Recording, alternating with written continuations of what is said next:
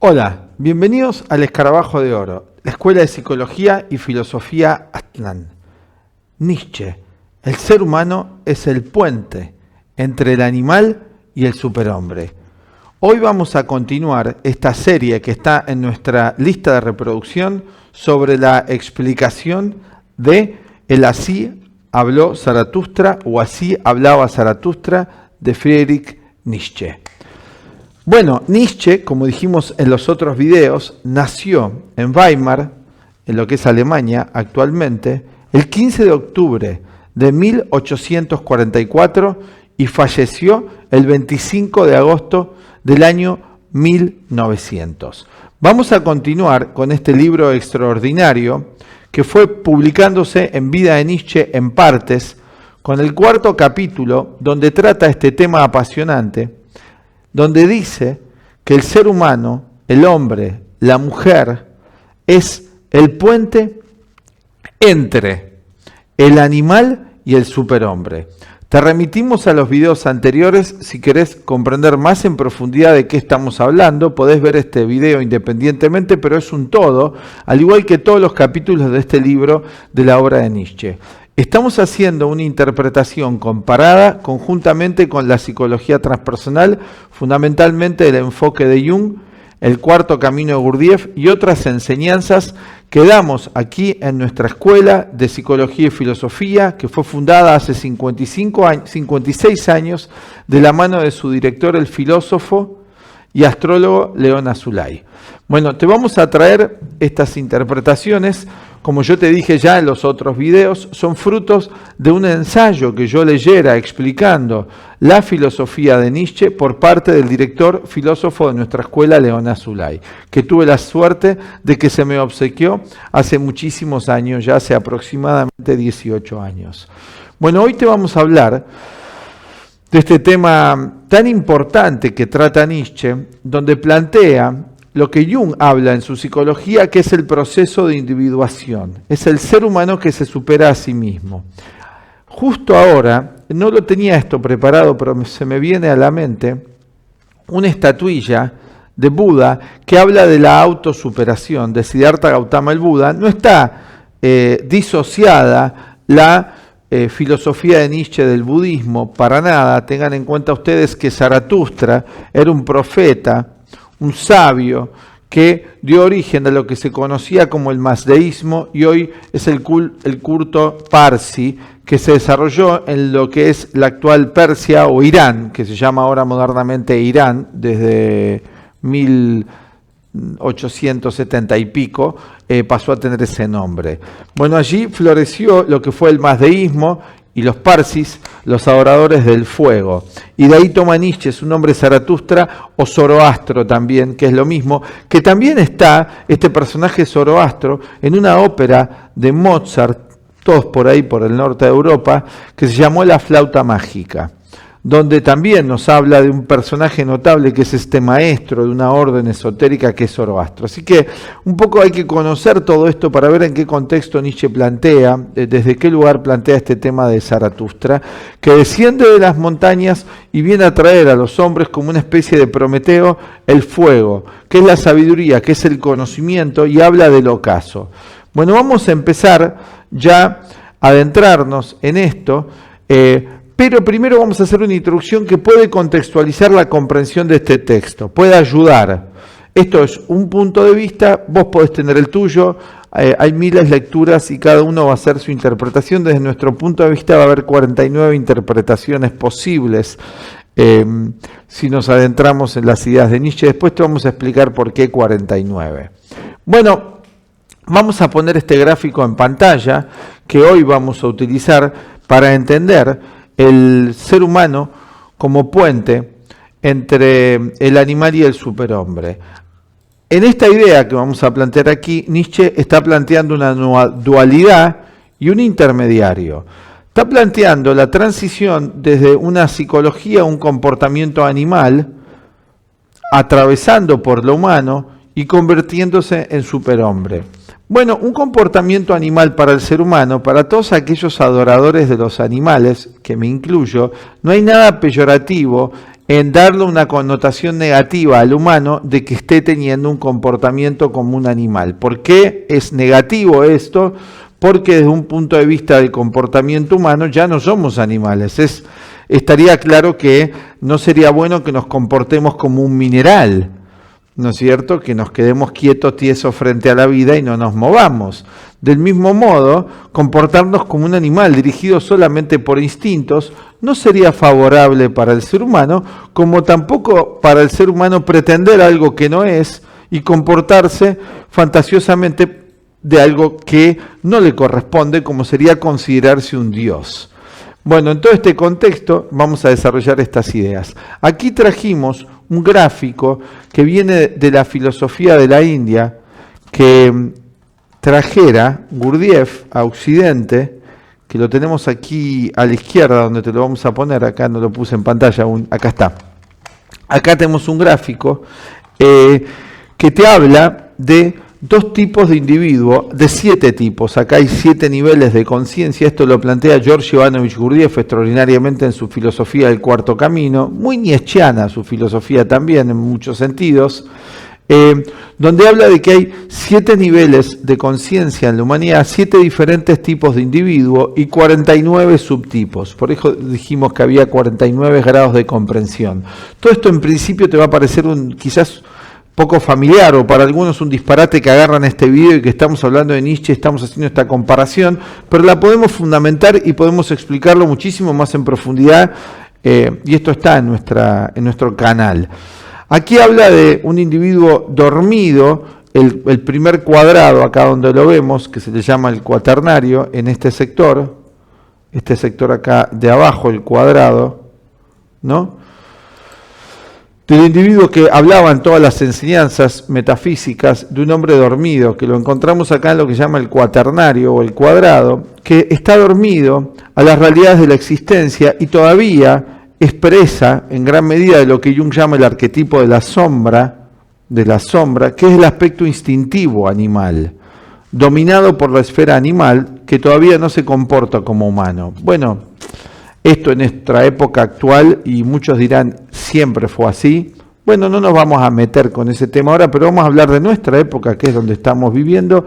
Sí podemos ver que nos estamos comportando como animales y muy inferior a eso, ya dirigidos por muchos impulsos irracionales. Si analizamos la época actual, 2 guerras mundiales en el siglo pasado, otras 54 guerras menores, las diferencias sociales, la explotación del hombre por el hombre, un planeta en superabundancia alimenticia donde una gran porción y en aumento no tiene para satisfacer las necesidades básicas, podemos hablar que el ser humano realmente se ha transformado en un animal predador. Y no somos animales, y de ahí el conflicto que tenemos. Como una vez desarrollamos y vi un video extraordinario de gran filósofo Krishnamurti, también nietzscheano a nuestro gusto, que derribó mucho de los ídolos modernos y muchas de las falsedades modernas, en un diálogo que tiene con un físico que se llama David Bond, y con Rupert Sheldrake justamente habla y dice, si a un animal lo muerde, no se queda resentido el animal, o sea, se defiende y luego sigue. Nosotros, si alguien, otro ser humano nos muerde, tenemos que terminar en el psicoanalista con algún tipo de tratamiento, porque no es la expectativa que tenemos que otro ser humano nos lastime, porque ya en nuestro inconsciente está prefigurado otra meta, llegar a convertirnos en el superhombre, como vamos a ver ahora. Pero primero tenemos que pasar por ser humanos, comportarnos como ser humanos, ¿no? Así que bueno, vamos ya a adentrarnos de lleno en la lectura y te vamos a dejar esto en pantalla para ir explicando a la luz de estas ideas. Y aquí vemos en este gráfico una transición, que es lo que vamos a tratar hoy. Acá lo tenemos, una transición que es el nivel cuarto, que es un puente entre el mundo de la esfera más animal, de los deseos, ¿no? Esto ya también se plantea en el hinduismo, y la esfera superior, que es el triángulo, lo que se llama la tríada, o el hombre despierto. Aquí estaría en el lenguaje de Gurdjieff o en la antigua filosofía de la India, ahí estaría y se encontraría lo que es el superhombre, ¿no? o el superhumano, digamos, porque esto aplica también a una mujer, no era una afirmación discriminatoria, era la forma general en esa época de hablar de algo, se hablaba el genérico hombre en esa época hace un siglo, ¿no es cierto? Más de un siglo. Bueno, vamos a ver aquí entonces, empezar con esto. El cuarto capítulo, y dice así: Mas Zaratustra contempló al pueblo y se maravilló. Y luego habló así: el hombre es una cuerda tendida entre el animal y el superhombre, una cuerda sobre un abismo. Un peligroso pasar al otro lado, un peligroso caminar. Aclaramos nosotros, eso es la vida. Un peligroso mirar atrás.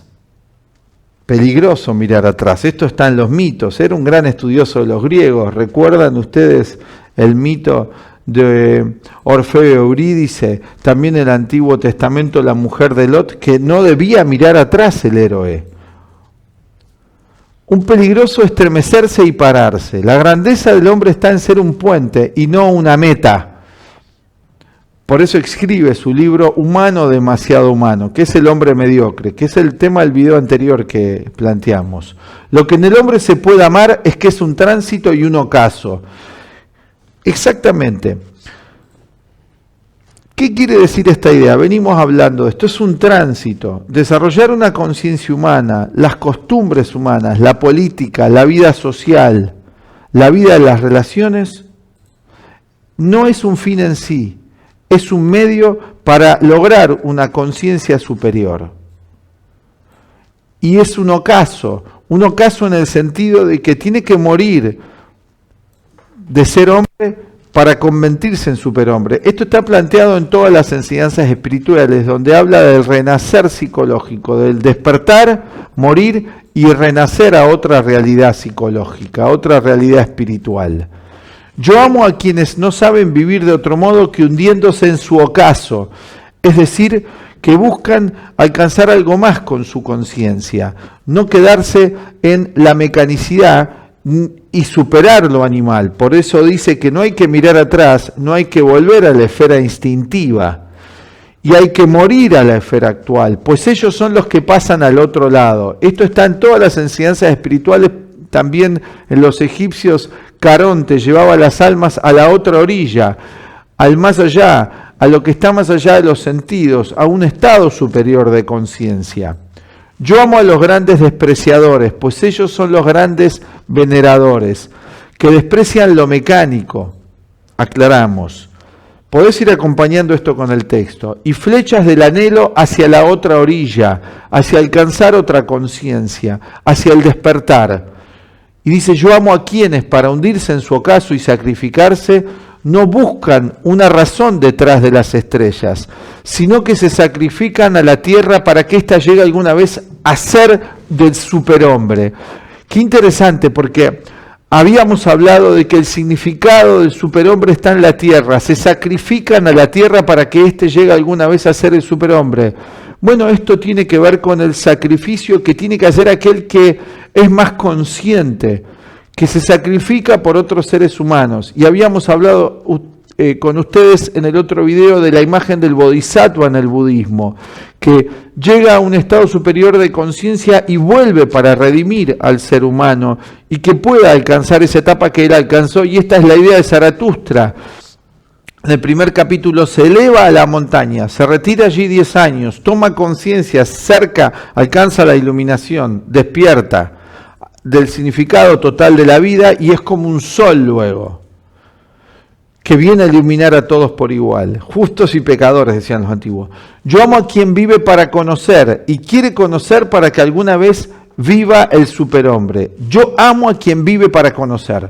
Bueno, fíjense qué importante esto. ¿Vivimos nosotros para conocer o vivimos para poseer? Vivimos para acumular.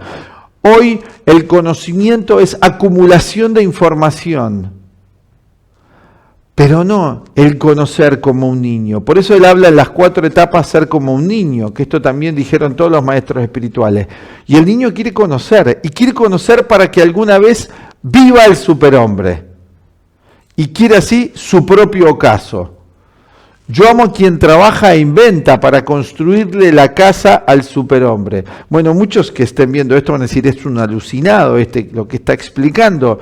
Y también así se tomó lo que dijera Nietzsche, como frutos, y hoy se sigue explicando, como una persona que estaba loca, desvariando. Y nosotros consideramos que fue el hombre más sensato del siglo XIX, donde criticó toda la hipocresía, toda la mediocridad, toda la mala y el error de comprensión, frutos del racionalismo, el positivismo y el materialismo. Yo amo a quien trabaja e inventa para construirle la casa al superhombre y prepara para él la tierra, el animal y la planta, pues quiere así su propio ocaso. Bueno, esto también está en las antiguas enseñanzas, cuando se le pregunta quién eres tú, dice, yo soy el Hijo del Hombre.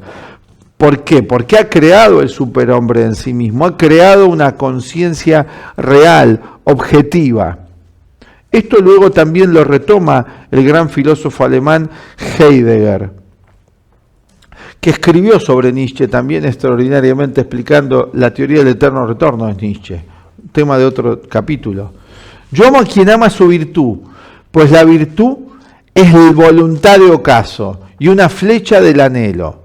Yo amo a quien ama su virtud, pues la virtud es voluntad de ocaso. Bueno, aquí habla del desarrollar las cualidades superiores. Esto está también en la filosofía griega, las 4 virtudes cardinales, que acá Nietzsche la va a limitar a una, justamente porque tiene que ver con lo que él está planteando, que incluye todas las otras. Yo amo a quien no reserva para sí ni una gota de espíritu, sino que quiere ser íntegramente el espíritu de su virtud.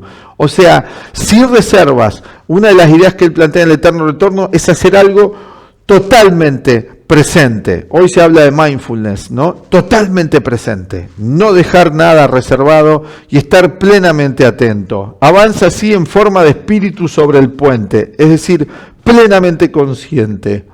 En la transición de convertirse en otra conciencia.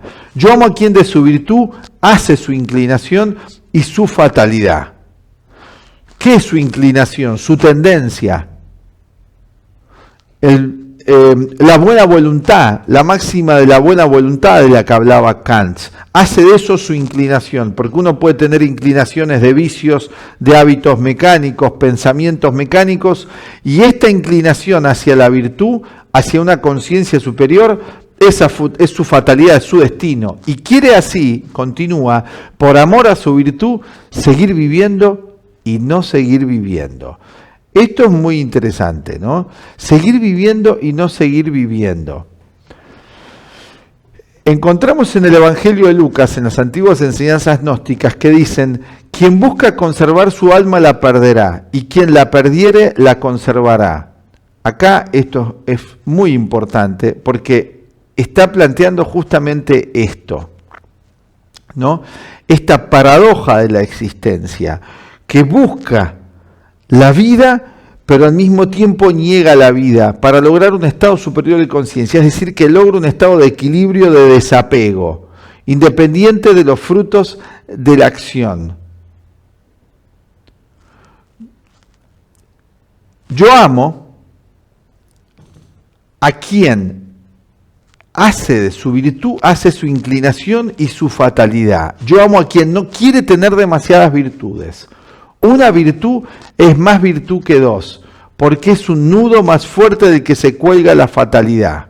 Es decir, estar plenamente concentrado en esa cualidad, en eso que tenemos que desarrollar, estar plenamente atento. Yo amo a aquel cuya alma se prodiga y no quiere recibir, o sea, se da, se entrega y no quiere recibir agradecimiento ni devuelve nada, pues él regala siempre y no quiere conservarse a sí mismo, porque está hablando del superhombre, la cualidad del superhombre. O sea, acá está explicando el proceso y las cualidades por medio del cual la conciencia del hombre, del ser humano, se transforma en la del superhombre. Y no quiere conservarse a sí mismo. Esto es muy importante, porque el conservarse a sí mismo es el instinto físico. Y aquí habla del morir para nacer a otra conciencia, pero no es el morir físico, es dejar todo lo viejo, por eso habla del pasado y el futuro. del animal y el superhombre, en lo que puede convertirse. Yo amo a quien se avergüenza cuando el dado al caer le da suerte y entonces se pregunta, ¿acaso soy yo un jugador que hace trampas? Pues quiere perecer. Yo amo a quien delante de sus acciones arroja palabras de oro. Esto es muy importante, la idea. ¿Qué es arroja palabras de oro? Cuida su palabra. En el budismo se habla de recta palabra.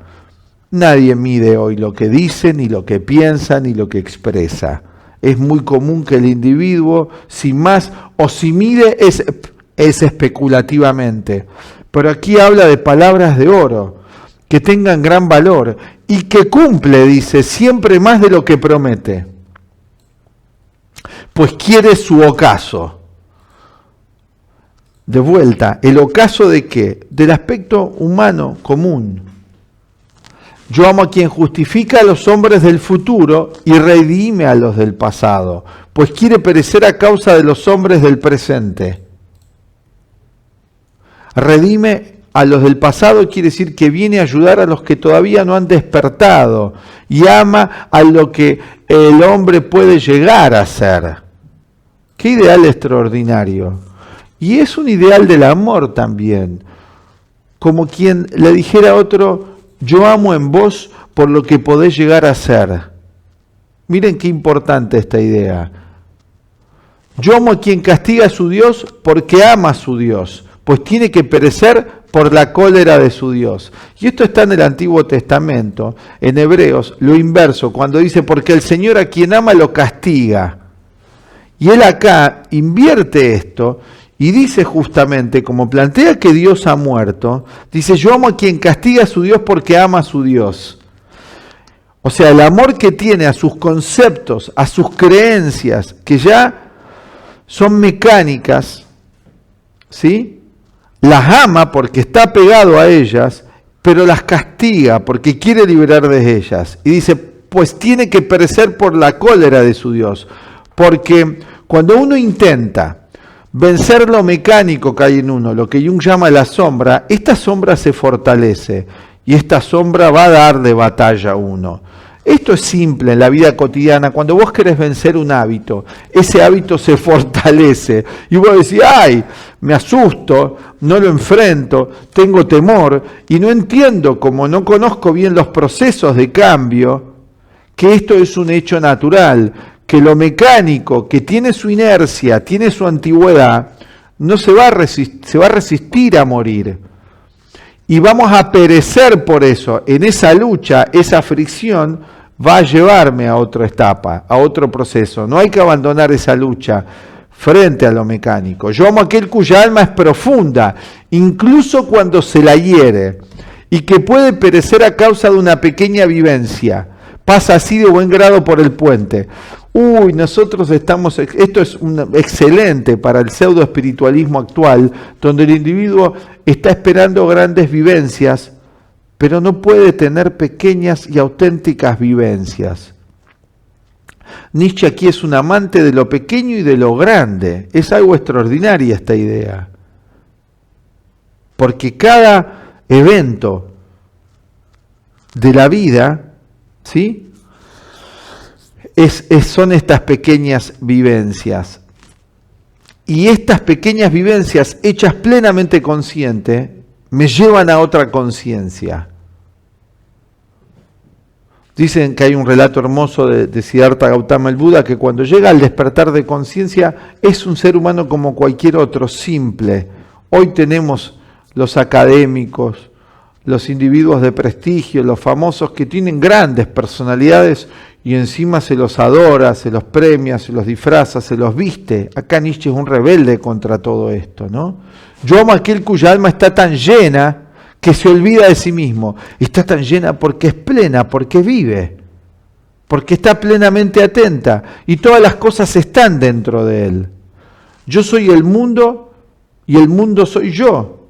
Esto dice también Krishnamurti, usted es el mundo y todas las cosas se transforman así en su ocaso. Yo amo a quien es de espíritu libre y de corazón libre. Su cabeza, su intelecto, no es más que las entrañas de su corazón. Es decir, que lo que piensa surge de un sentir profundo. y su corazón, pero su corazón lo empuja al ocaso, a más, porque tiene que ver con anhelar el superhombre, anhelar un estado superior de conciencia, es un estado devocional del individuo hacia lo superior. Yo amo a todos aquellos que son como gotas pesadas, que caen una a una de la oscura nube suspendida sobre el hombre. Yo amo a todos aquellos, repetimos, que son como gotas pesadas que caen una a una de la oscura nube suspendida sobre el hombre. O sea, háganse la imagen visual. Yo cuando lo leí traté de hacerme esta imagen, ¿no? Gotas pesadas que caen una a una de la oscura nube suspendida sobre el hombre, que intuimos que se refiere al superhombre y ahora lo va a confirmar. Ellos, yo amo a todos aquellos, anuncian que el rayo viene y perecen como anunciadores. Mirad, yo soy un anunciador del rayo y una pesada gota que cae de la nube, mas ese rayo se llama superhombre. Bueno, formidable, ¿no? A nuestro gusto, todo esto que va explicando, donde va explicando cómo es el proceso, las cualidades que tiene que tener la conciencia para pasar a una conciencia superior. Nietzsche, como dijimos en el primer video, que este diálogo que yo tuve con el filósofo y director de nuestra escuela, León Azulay, que él decía que era un gran psicólogo. Yo, pero ¿cómo un gran psicólogo? Si ni siquiera existía psicología en su época con ese nombre. Dice, no. Un gran conocedor del alma humana, psicólogos, conocimiento del alma humana, porque va explicando todo el proceso de lo mediocre, del hombre, mujer, ser humano, animal, al hombre, al ser humano, a la mujer, ser humano, a la conciencia superior. Explica todo el proceso de transición. Carl Gustav Jung, el gran psicólogo suizo, fue un gran estudioso de la psicología de Nietzsche y usó muchísimas de sus ideas dentro de su psicología para explicar este proceso de transformación que está también en el budismo, está también en todas las filosofías antiguas, tenemos también en los toltecas, en los mayas, el hombre de madera, el hombre tigre, todas estas enseñanzas. Nietzsche obviamente fue un gran estudioso de toda la metafísica atemporal de la humanidad y la tradujo en esta particular modo que él tenía de transmitir el conocimiento y también de traer verdades fundamentalmente para el hombre y la mujer de su época y para el porvenir. Bueno, esperamos que te haya sido agradable esto, limitado por lo que podemos transmitir, obviamente, en un canal, en un video. Esto es limitado, no pretende esto abarcar todas las explicaciones de Nietzsche, va a quedar muchísimo sobre el tintero, pero te pedimos que para que puedas comprender esto vayas viendo todos los videos que vamos haciendo de esta serie, los vamos a dejar aquí en una lista de reproducción. Este ya va a ser el tercer video, ¿no es cierto? Hacemos esto desde la Escuela de Psicología y Filosofía Aztlán, el Escarabajo de Oro, de aquí de Buenos Aires, Argentina, donde enseñamos todas estas ideas dentro de lo que es la psicología de Carl Gustav Jung, el cuarto camino de Gurdjieff, las enseñanzas de la psicología budista de Castaneda, y vamos haciendo un estudio comparado también con grandes filósofos, personajes de la historia, como Nietzsche modernamente. Antiguamente tenemos los filósofos griegos y todos plantean lo mismo. Entonces hacemos un estudio comparativo, comparado de todo esto, como ya otros antes de nosotros lo han hecho. Bueno, si querés entrar en contacto con nosotros, te dejamos aquí nuestros datos, y si te gustó este video, vamos a seguir haciendo la serie. Quizás podemos abarcar todo el libro, o quizás nos quedamos a mitad de camino, dependiendo cómo vaya desarrollándose este trabajo que estamos haciendo juntos, porque sin vos no lo podríamos hacer, porque vos nos estás mirando. Y el que habla sin el público, al menos que se hable a sí mismo, no tiene mucha razón de ser y de existir sin aquellos que pueden escuchar e interesarse por estas ideas que a quien te habla tanto lo han beneficiado. Bueno, vamos a invitarte a que des like a nuestro canal, te suscribas, des clic en la campanita, y acordate que aquí no pretendemos ningún academicismo, solamente queremos transmitir la comprensión, el conocimiento que nosotros en algún punto hemos experimentado a partir de estas formidables enseñanzas que consideramos que el gran filósofo alemán regalara para la humanidad y para el porvenir, tal y como leímos en este capítulo que acabamos de transmitir aquí en nuestro canal, El Escarabajo de Oro de Buenos Aires, Argentina. Vamos a hacer un taller pronto sobre estos temas la semana que viene, un taller que se llama Sobre volverse inaccesible, algo importante. Si te interesa podés pedir información acá en el comentario del video o entrar, están los teléfonos, abajo te dejamos toda la información.